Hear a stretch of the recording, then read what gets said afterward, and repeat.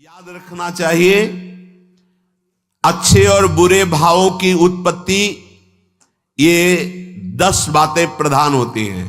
आपके अंदर अच्छे भाव आ रहे हैं या बुरे भाव आ रहे हैं तो उनमें ये 10 बातें प्रधान हैं। पहला, स्थान। आप कहां बैठे हैं, कहां रह रहे हैं, किस जगह खड़े हैं, आपको स्थान देख करके ही बर्ताव में उतरना है।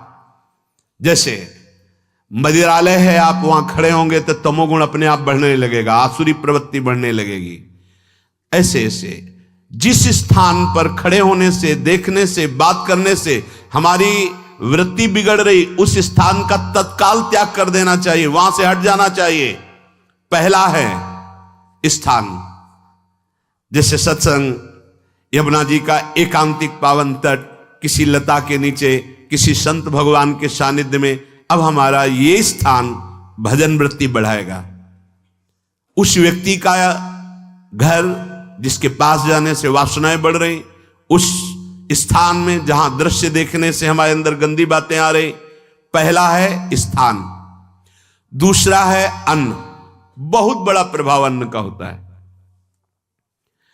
अगर अधर्म के द्वारा कमाया हुआ अन्न है तो बुद्धि अधर्म में ही लगेगी। यदि भोजन पकाते समय, रसोई रांधते समय आप विकारात्मक चिंतन कर रहे हैं तो कोई भी प्रसाद पाए उसके अंदर विकार जागृत हो जाएगा। अन्न का बहुत बड़ा प्रभाव पड़ता है। एक बार पूज्य पादुड़िया बाबा जी महाराज अपने परिकर के साथ भ्रमण में थे तो किसी बड़े धनी मानी ने निमंत्रण दिया, महाराज आज यहीं रुको। तो बाबा ने कहा हम लोग गांव के अंदर नहीं रुकते, तो बाहर कोई वृक्षों का समुदाय, जंगल जैसा, तो उसमें वहां रुके, पर भोजन उनकी तरफ से, भोजन सबने पाया। जब सुबह हुआ तो महात्मा जन, साधक जन एक दूसरे की तरफ देखे और बोले आज तो हमको बड़ा दोष हुआ, गंदा स्वप्न आया और हमारा संयम बिगड़ गया। बोले ये तो हमको भी हुआ, जितने थे सबको हुआ। उड़िया बाबा के समीप गए, बाबा ने कहा अच्छा ऐसा हुआ, ये तो अन्न दोष है, बुलाओ सन्न पवाने वाले को, फिर चलेंगे। बुलाया और बाबा ने कहा बिल्कुल सत्य बोलना, नहीं तो आप जानते हो इतने महात्माओं के संयम को आपने भ्रष्ट कर दिया, सत्य बोलना, क्या बात थी? तो उनका महाराज संतान नहीं हो रही थी, सुना था आप बहुत सिद्ध महापुरुष हैं तो आपके परिकर को इसीलिए पवाया, अंदर काम भाव था कि हमारे कामना थी कि संतान उत्पन्न हो, वैसे चिंतन करते हुए बनाया से। बोले सबका संयम नष्ट कर दिया, होश में, नरक जाने वाली बात मत सोचो। अरे संतों को पवाओ जैसे अपने पुत्र को पवाते हैं, ऐसी भावना करनी चाहिए। आज हो भाग्य तो परिणाम खुद मंगल में निकलेगा। काम भाव से युक्त होकर क्यों बनाया? सब संतों के अंदर विकार पैदा कर दिया। अन्न का प्रभाव पड़ता है, हम जैसा अन्न पाते हैं वैसा। कई बार सुनाया है, सिद्ध महापुरुष पूज्य प्रातः स्मरण श्री बलराम दास जी महाराज झाड़ू मंडल के, यमुना के पावन तट पर ही है, रास मंडल के पास ही, वो अपने एक लता के नीचे बैठे हुए भगवत चिंतन कर रहे थे। अचानक यमुना जिस नजदीक है तो कोई माई स्नान किए हुए निकली तो नेत्रों ने देखा और विकार उत्पन्न हो गया। वयोवृद्ध सिद्ध महापुरुष, उन्होंने कहा आप तो इस शरीर को नष्ट कर दूंगा। शिष्यों ने कहा महाराज ऐसा क्यों? बोले किसी माता के शरीर को देखकर हमारे अंदर विकार क्यों आ गया? ऐसा नहीं, आज तक कभी नहीं हुआ, ऐसा क्यों हुआ? उनका महाराज आपस में सब शिष्यों ने कि कुछ ना कुछ तो खान पान में गड़बड़ी हो गई तभी ऐसा हुआ। बाबा आज परिक्रमा करते हैं वृंदावन की, बाद में आप जो आदेश करेंगे जैसा करेंगे, पहले परिक्रमा। वृंदावन की परिक्रमा का बहुत बड़ा प्रभाव। जब कभी मन आपका ऐसा विक्षिप्त हो, परेशान हो, तत्काल परिक्रमा प्रारंभ कर देना, नाम जप करते हुए। आप देखना परिक्रमा पूरी होते होते शांति हो जाएगी।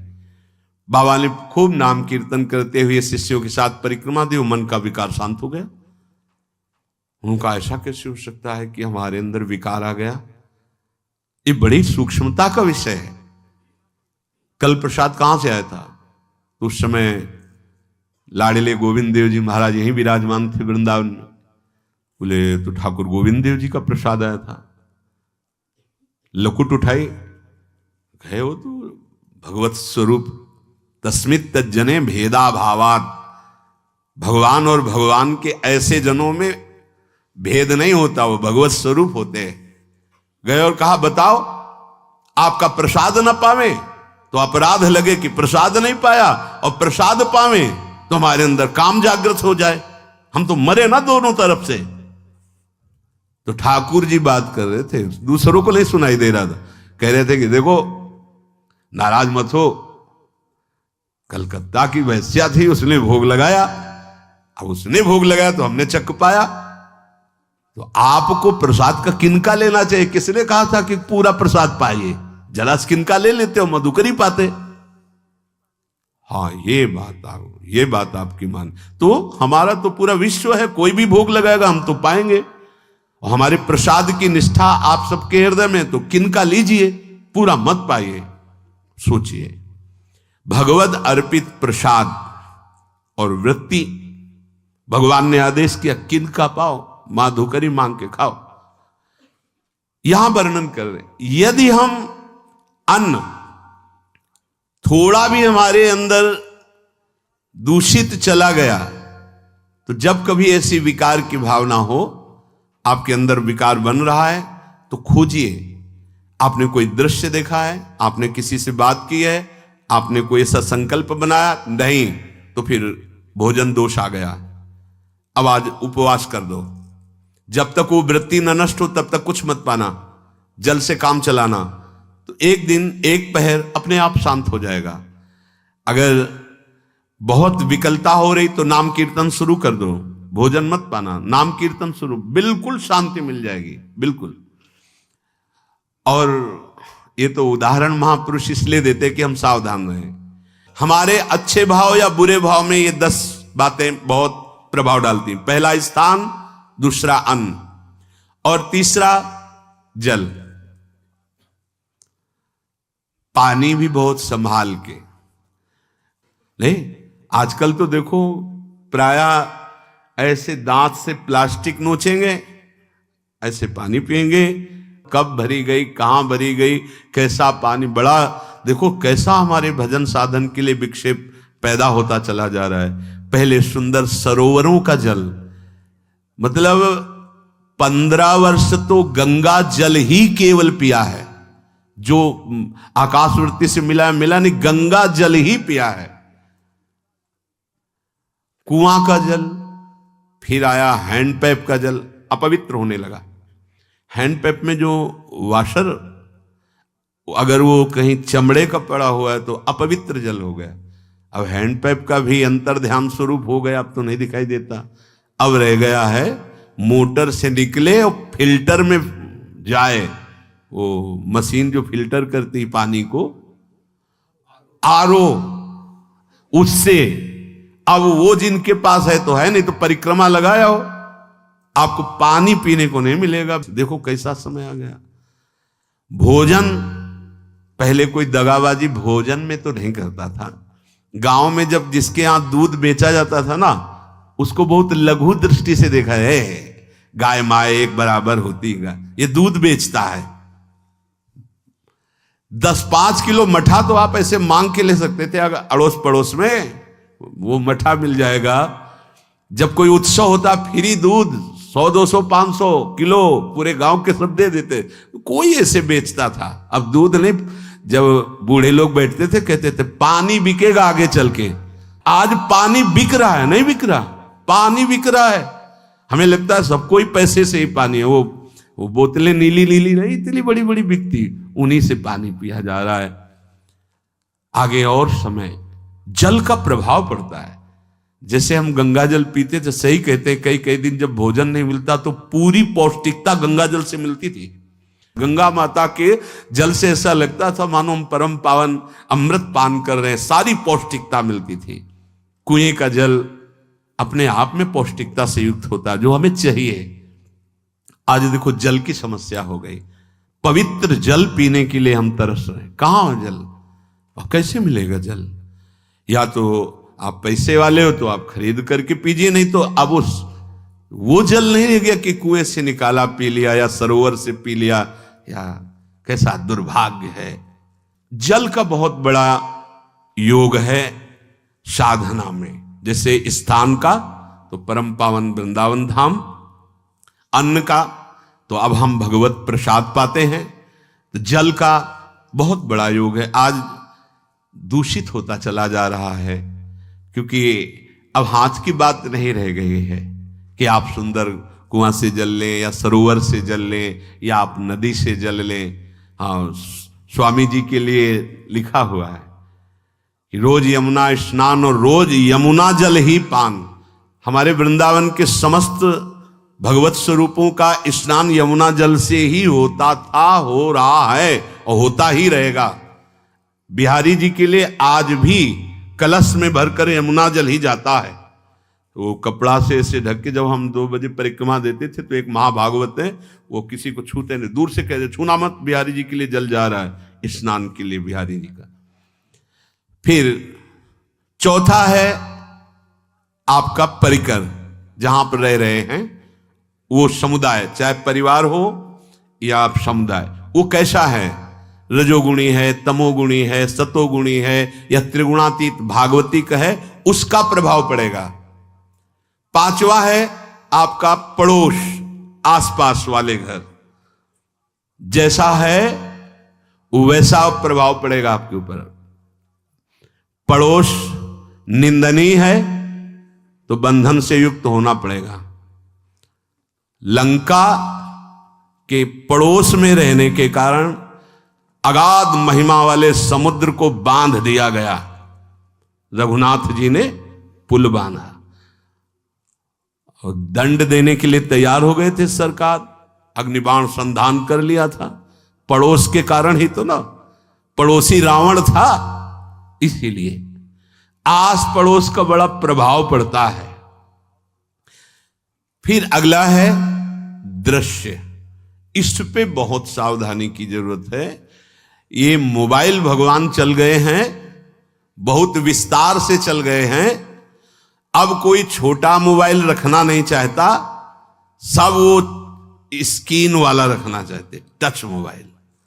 दृश्य से बचो, बच्चों, जवानों, बूढ़ों, सबकी वृत्ति जो माया आकर्षित करती, जो दृश्य हम देखने के लिए अंदर से उल्लसित है, वो मोबाइल में सब है, चाहे भागवतिक और चाहे सांसारिक। तो भाई देख लो, गुण दोष में संसार है, अगर आप दोष ग्रहण करना चाहते हो तो दोष ले लो, गुण तो गुण। बहुत बहुत खतरनाक विषय है और बहुत लाभदायक विषय है।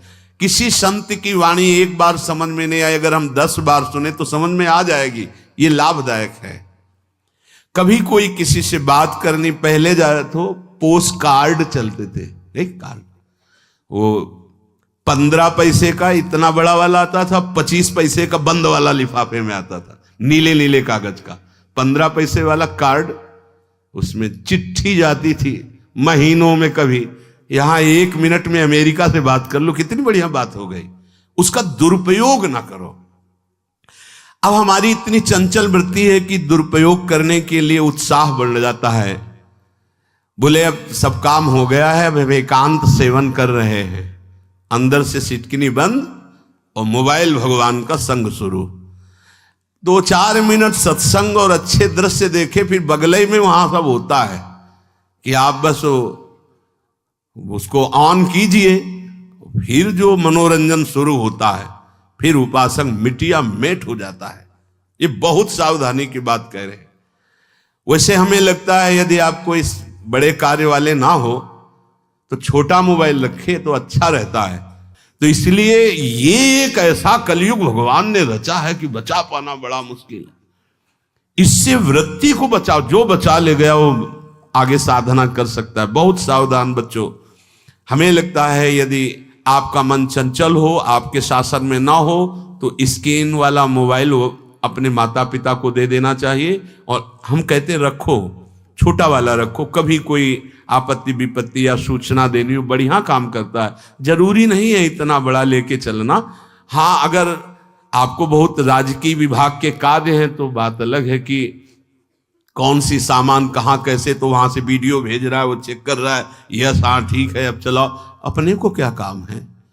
सत्संग अगर सुनना है तो सत्संग सुनने के अलग यंत्र आते हैं, चला दो उसमें, वो इतनी बड़ी लगती है, उसमें चिप, पेन ड्राइव ऐसे लगा दो और सत्संग सुनो। जरूरी वो दृश्य वाला रखो। यहां कह रहे दृश्य, अगर गलत दृश्य देखा तो बावरे बन जाओगे और अच्छा दृश्य देखा तो भगवान के मार्ग के पथिक बनोगे।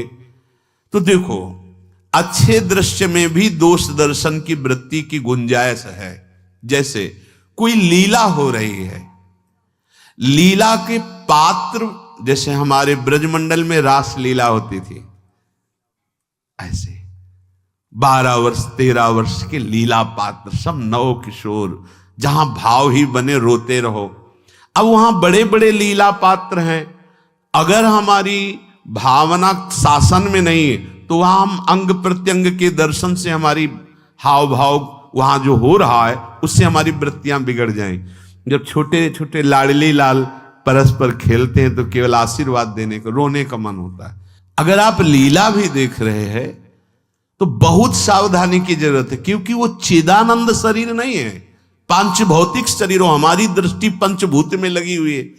नाम जप करो, लीला गायन करो, फिर देखो जो लीला है, यही जीवन का परम सुख मिलेगा। सच्ची मान लीजिए। बस हम बार बार ये कहते हैं, मोबाइल का सदुपयोग कीजिए, दुरुपयोग नहीं। मोबाइल बुरा नहीं, उसका प्रयोग बुरा है। दृश्य और साहित्य, वैसे ही मनोवृत्तियां फिसलने वाली हैं, और जब ये आ गया कि फिसलाने में कितना लाभ है तो ऐसा कोई साहित्य और आलोचना, ऐसी कोई वार्ता ना करे जिससे हमारे अंदर गंदे भाव आवे। यदि अच्छी चर्चा करते हैं तो अच्छे भाव आते हैं। देखो, अभी ऐसी कोई भावुक चर्चा होने लगे तो सबका हृदय द्रवित हो जाएगा, और गंदी चर्चा हो तो हमारा हृदय विकार युक्त हो जाएगा। और कार्य, आप जो कार्य करते हैं उसका प्रभाव आपके मन के ऊपर पड़ता है। और उपासना, आप उपासना भोगों की करते हैं या योग की करते हैं, ये 10 से भाव बनते हैं और 10 से भाव बिगड़ते हैं। स्थान, अन्न, जल, परिवार, अड़ोस पड़ोस, दृश्य, साहित्य, आलोचना, आजीविका का कार्य और उपासना। यदि ये भागवतिक हुए तो आपके अंदर भगवत भाव बढ़ेगा, और यदि ये रजोगुणी तमोगुणी हुए तो आपके अंदर आसुरी भाव बढ़ेगा। इन 10 से सावधानी पूर्वक व्यवहार होना चाहिए। जैसे आस पड़ोस में है तो बड़ी सुविधा है, यहां कोई किसी से मतलब नहीं रखता। बगल वाला कौन रह रहा, किसी से मतलब, ये बढ़िया है। ज्यादातर गांव में होता है। अपने यहां ये अच्छा है कि जैसे आप अपने कमरे में गए, किसी से कोई मतलब नहीं है। वैसे ऐसा ही जीवन रखना चाहिए। अड़ोस पर ये ज्यादा जो व्यवहार मित्रता बढ़ाने वाला विषय, ये धाम में नहीं है। वृंदावन में ऐसा नहीं व्यवहार रखना चाहिए। आपके पड़ोस में कौन रख रहा है आपका परिचय नहीं होना चाहिए, कौन कौन रह रहा है आपकी जानकारी नहीं होनी चाहिए। नजर नीची की, अपने कुटिया में गए, अपने ठाकुर जी से मतलब, अपने भजन से मतलब। ना पड़ोसी को कुछ देना चाहिए ना लेना चाहिए।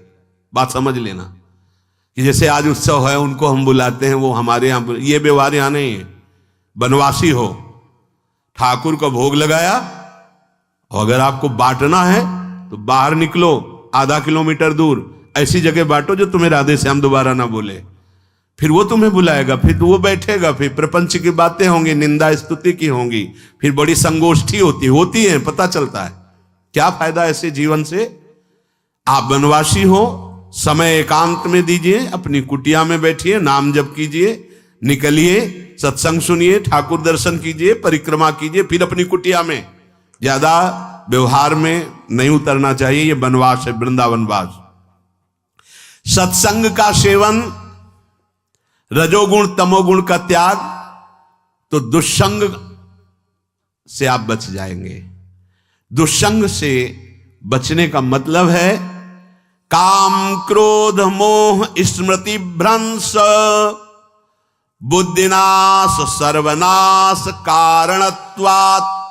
देवर्षि नारद जी कहते हैं, अगर दुष्संग का त्याग हो गया तो आप काम का, क्रोध का, मोह का, जो हमारी भगवत स्मृति का नाश कर देते हैं, जो हमारी बुद्धि का नाश कर देते हैं, जो हमारे सर्वनाश करने वाले हैं, इनका त्याग कर पाएंगे। कुसंग अगर हो गया तो इनका त्याग नहीं हो सकता, बहुत कठिन हो जाता है। भगवत संबंधी तत्वबोध होना या भगवत रहस्य लीला में प्रवेश पाना, जो अपनी इंद्रियों को भोगों में तृप्ति कराने की कोशिश कर रहे हैं, उनका चिंतन भोगों का ही होगा। तो कैसे तत्वबोध होगा, कैसे लीला में प्रवेश होगा, बस ध्यान देना है, कैसे हो पाएगा? क्योंकि जिस चित्त वृत्ति से भगवदाकार हमें वृत्ति करनी थी, वो तो हमने भोगों के चिंतन में लगा दी, भोग क्रियाओं में लगा दी। एक स्थिति होती है, जब आपकी चित्त वृत्ति भगवदाकार हो गई है, तो व्यवहार में रहते हुए भी विषयान ग्रहणंत मुंचंत वा, खान पान उठना बैठना है, सब बाहरी क्रियाएं हो रही हैं, अंतर से वो अपने आराध्य देव में सदैव स्थित रहता है। उसका परिचय आपको जब ऐसे महापुरुष का सानिध्य मिलेगा, तो आप विषय सेवन करते हुए भी निर्विषय रहेंगे। आपके अंदर विषयों की प्रियता नहीं रह जाएगी, आपके अंदर एक प्रबल वैराग्य ऐसी धारणा बन जाएगी, कुछ नहीं, कोई भी तुम्हें प्रभावित नहीं कर सकता। यद्यपि खान पान हर्ष आदि की सब व्यवहारिक वृत्तियां हैं, पर उस महापुरुष का प्रभाव ऐसा होगा कि आपका हृदय निर्विकार हो जाएगा। और बहुत ही त्याग की सब बातें की जा रही, लेकिन हृदय भी सही है, तो संग से विषय रंग बढ़ जाएगा।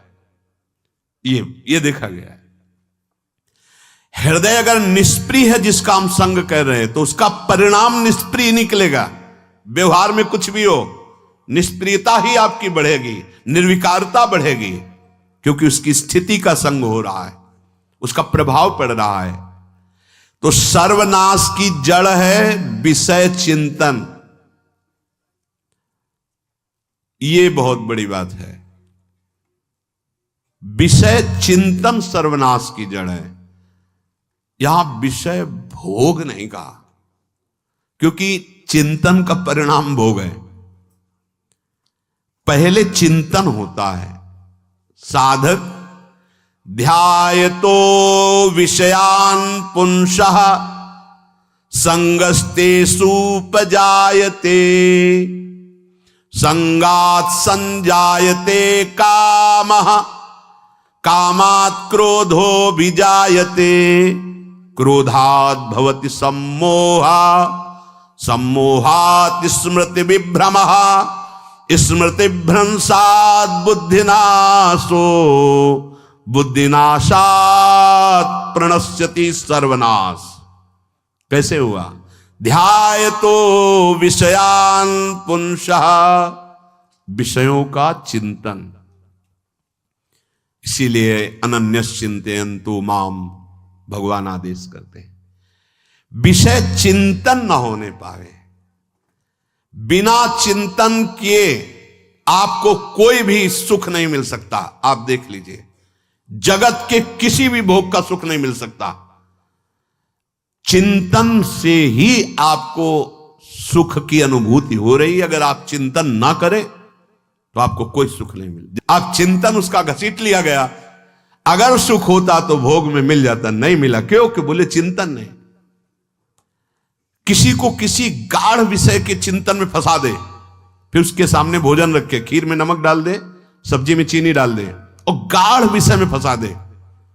तुम्हारा लड़का जो अकेला था, वो ऐसा ऐसा दुर्घटना हो गई, वो अस्पताल में, अब जल्दी से भोजन पाओ और निर्णय बताओ। वो बिल्कुल नहीं बता पाएगा कि खीर में नमक था, सब्जी में चीनी थी। उसका चिंतन वहां फंस गया। अगर ऐसे चिंतन हमारा प्रियाजू में फंस जाए तो संसार के सब क्रियाएं होते हुए भी वो परमहंस है, वो विदेह है। चिंतन, हम लोग चिंतन में चूक कर देते हैं तो फिर क्रियाओं में हमको बंधना पड़ता है। नहीं, सच्ची माने कोई भी क्रिया उसे बांध नहीं सकती। तो क्या जिनका भगवत चिंतन होता है वो असत क्रियाएं भी करते हैं क्या? तो बोले जब चिंतन ही नहीं तो असत क्रियाएं कैसे हो सकती है? पहले क्रिया के असत चिंतन होता है।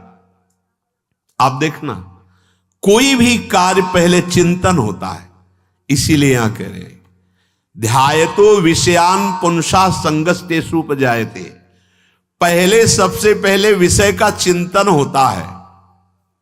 अगर विषय का चिंतन ना होने पावे तो आपको कोई फंसा ही नहीं सकता भोग, कोई भी भोग नहीं फंसा सकता। जहां विषयों का चिंतन हुआ तो संग की प्राप्ति, विषय भोग की प्रबल इच्छा, प्रबल आसक्ति, और वो जो चिंतन हुआ था वही आपको सुख दे रहा है। वही, वहां सुख नहीं है, आपके चिंतन का वहां सुख। जैसा चिंतन, अगर आपका चिंतन विक्षिप्त कर दिया जाए, एकाग्र ना होने पाओ, तो किसी में आपको सुख नहीं मिलेगा पक्का। अगर वही चिंतन सावई मना कृष्ण पदार विंदे हो तो कोई सुख है। गोपी जनों के पति भी हैं, पुत्र भी हैं, पूरे परिवार की सेवा करती हैं, और बड़े बड़े परमहंस उनकी चरण रज वंदना करते हैं। क्यों? क्योंकि उनका चिंतन भगवान का हो रहा है। एक भी वृत्ति शरीर चिंतन में नहीं, बलिहारी है। मुरारी पादार्पित चित्त वृत्ति। विषयों के चिंतन से विषयों में आसक्ति पैदा होती है। आसक्ति से विषय कामना की प्रबलता और क्रिया होती है, और क्रिया में बाधा पड़ने से क्रोध पैदा होता है। क्रोध से मूढ़ता छाती है, मूढ़ता से स्मृति भ्रमित हो जाती है, स्मृति भ्रंश से बुद्धिनाश होता है, और बुद्धिनाश ही सर्वनाश है। इसलिए चित्त का निरंतर अधिक समय तक सावधानी पूर्वक भगवन नाम में, भगवत लीला में, आप सब भगवत कृपा पात्र जन है, चिंतन न बिगड़ने पावे। होता क्या है कि क्रिया से तो हम सावधान है, समाज है, क्रिया से तो हम सावधान, क्योंकि समाज भी है, व्यवहार भी है सामने, लेकिन चिंतन तो कोई नहीं जान रहा ना, अंदर ही अंदर हम क्या चिंतन कर रहे हैं। तो साधक चूक कर बैठता है। देखो, बाहर चूक होगी तो उसका प्रायश्चित हो ही जाएगा, चार लोग निंदा करेंगे, पिटोगे, अपमानित होगे, प्रायश्चित। लेकिन अंदर जो हमारा गलत चिंतन हो रहा, पूरा का पूरा अंदर हृदय मलिन कर देगा, हमें उस बात का प्रायश्चित भी नहीं होगा, हमें जलन भी नहीं होगी कि हम गलत चिंतन कर रहे हैं, क्योंकि सावधान नहीं है। खास बात साधना में चिंतन संभालने की है। काम क्रोध मोह स्मृति भ्रंश बुद्धिनाश सर्वनाश कारणत्वात्, देवर्षि नारद जी कह रहे हैं। चित्त का जहां अधिक चिंतन होता है वही हमारी तन्मयता बन जाती है, वही हमारा स्वरूप होने लगता है। बोले बहुत कामी पुरुष है, बोले बहुत क्रोधी पुरुष है, बोले बहुत नीच पुरुष है, पूरा संबोधन होने लगा उसके लिए, क्योंकि वो उसी चिंतन से, वैसी क्रियाओं से। अरे बोले तो बड़े भगत हैं, भगवान के स्वरूप है साक्षात।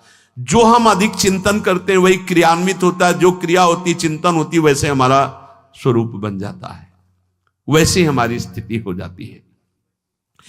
सांसारिक विषयों और विषयी पुरुषों का शरीर संग, वाणी संग, मन के द्वारा संग, ये आपके अंदर विषय चिंतन बढ़ा देगा, विषय क्रियाओं में लगा देगा। इसलिए बहुत सावधान। विषय में कोई ताकत नहीं है, विषयासक्ति दुर्गति कर देती है। एक बार देवर्षि नारद जी जनक जी से कहा कि आप विदेह राज कैसे हैं, पत्नी भी है, परिवार भी है, सब वैभव भी है, वो आप एक राजा होते हुए विदेह राज। उनका आज विश्राम कीजिए, कल सुबह चर्चा करेंगे।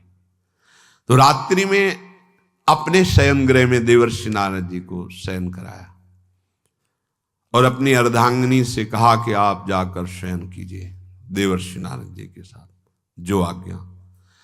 अब वहां देवर्षि नारद जी के समीप जब नारद जी ने देखा कोई स्त्री, तो शकिल गए और शकिल गए।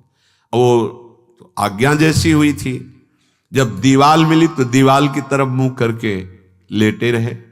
अर्धरात्रि में उठी और चली गई। देवर्षि नारद जी सुबह गए और कहा कि ये क्या मजाक था आपका, यदि आपको ऐसा ही व्यवहार करना था तो आप हमसे कह देते, तो हम बाहर जाकर शयन करते, आपने ऐसा क्यों किया, क्या हुआ महाराज? जब हम वहां शयन कर रहे थे, कुछ रात्रि व्यतीत होने पर आपकी अर्धांगिनी आई और लेट गई सैया पे। उनको पता नहीं कि एक देव ऋषि के साथ ऐसा व्यवहार नहीं कर। फिर क्या हुआ महाराज? फिर हम और खेलते गए, फिर दीवाल मिली तो उधर मुंह करके फिर सो गए। तो तुमने स्त्री को दीवाल नहीं समझा, दीवाल को दीवाल समझा। यही आप में और हम में फर्क है। आपके लिए जैसे दीवाल निश्चिंतता का कारण है, ऐसे ही हमारे लिए स्त्री होते हुए भी वो दीवाल की तरह ही है, किंचन मात्र विकार उत्पन्न नहीं कर सकती। यही अंतर है। इसी बात से हमको विदेह राज कहते हैं। ये स्थिति अब कह दे स्त्री शरीर और दीवाल में क्या ज्ञान की विशेषता? वो जड़ है और चैतन्य नहीं। ये शरीर भी जड़ है, चैतन्य आत्म तत्व है। पंचभूतों से दीवाल बनी है। अग्नि तत्व से ईंट पकाई गई है। पृथ्वी तत्व तो है ही, पृथ्वी तत्व में जल मिलाकर उसको आकार दिया गया है। वायु तत्व ने उसे सुखाया है, अग्नि तत्व ने पकाया है, और शब्द आकाश तत्व है। 5 भूतों से वो बना, 5 भूतों से बना है। सच्चा ज्ञान ये कि इसमें और दीवाल में कोई अंतर नहीं। चैतन्य घन आत्म तत्व के कारण ये चलता फिरता नजर आता है, और वो खड़ा स्थायी जड़ दिखाई दे रहा है। इसमें भी भगवान है, उसमें भी भगवान है। इसमें भी पंचभूत है, उसमें भी पंचभूत है। नरसिंह भगवान खंबे से प्रकट हुए थे, बस केवल अज्ञान के कारण जड़ चैतन्य का भेद है। तब समझ में आया। ये जो हमारे अंदर भोगों की आसक्ति है, यही कामना प्रकट करते, यही पाप प्रकट करते, यही हृदय को मलिन कर दे। इसलिए हम अपने चिंतन को संभालें। चित्त चोर के चरणारविंद का चिंतन करें, निरंतर नाम जप करें, भगवद आश्रित रहें। प्रभु अपने भक्तों की रक्षा करते हैं, जैसे मां अपने बच्चे की। करो सदा तिनके रखवारी, जिम बालक राखे महतारी। राधा राधा राधा शेष जागे। श्री राधा वल्लभ लाल।